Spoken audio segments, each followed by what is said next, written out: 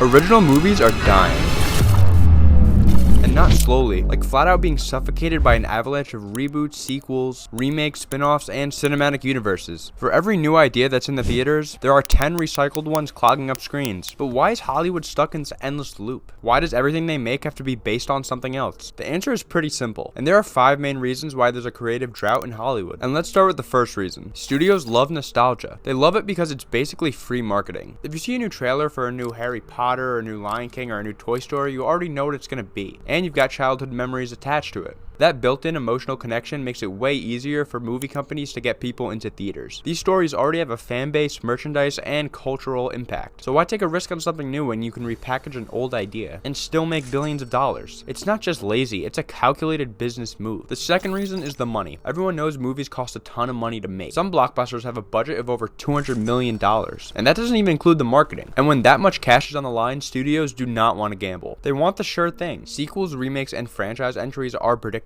They've got data and trends, but do they have a new original story? That's the roll of the dice. It could be the next Get Out, an absolute banger, or it could be Tomorrowland, a complete failure. And an industry run by executives more interested in box office charts rather than telling an original story is always going to choose the safe financial bet. Now we're going into our third reason, streaming platforms. Now streaming platforms have changed the game completely. A lot of original movies are still being made, but they're just going straight to Netflix or Hulu. Not because they're bad, but because theatrical releases are reserved for massive blockbusters. And that means the theaters flooded with the same types of movies over and over again, while the new exciting stuff is just buried on streaming platforms. So streaming isn't killing originality, but it's hiding it, and that makes originality feel more like the exception rather than the rule. Now the fourth reason is that there's a global market to consider. Hollywood doesn't just make movies for the US, they make them for the world, and not every original US story translates well overseas. A deeply personal drama about a guy in New York will probably flop in international markets, but a superhero or an animated lion, a princess or a giant robot, that stuff plays everywhere. So studios simplify. They make movies that are easy to dub, easy to follow, and easy to sell in every country, and originality gets lost in translation. Now finally, there's the addiction of franchises. Once a studio sees a hit, they cling onto it like the last drop of water in a desert. Fast and Furious went from street racing to saving the world in submarines. Star Wars became a galaxy-sized money printing project, and don't even get me started on the Marvel Cinematic Universe, even though it was pretty good when it was in its prime. Studios don't see movies anymore. They see brands, property in the new gold rush. And if a movie doesn't have franchise potential, it's probably less likely to get made. But here's the thing, I think the downfall is coming. So many of these recycled movies are bombing. Marvel's box office numbers are getting lower and lower. The Snow White remake was obviously a disaster. And you guys remember that Buzz Lightyear movie that also flopped? The audience is tired. Nostalgia doesn't hit the same when you're force-fed it for a decade straight. People want something new, and the box office numbers are starting to reflect that. And despite all the noise, I think original movies are making a comeback. Oppenheimer was massive. Everything Everywhere All at Once was a massive hit too. But still, you look at the box office numbers from 2024 and you see everything's a remake or it's based off something, so I don't see this changing anytime soon. This list is brutal. So is the original movie dead?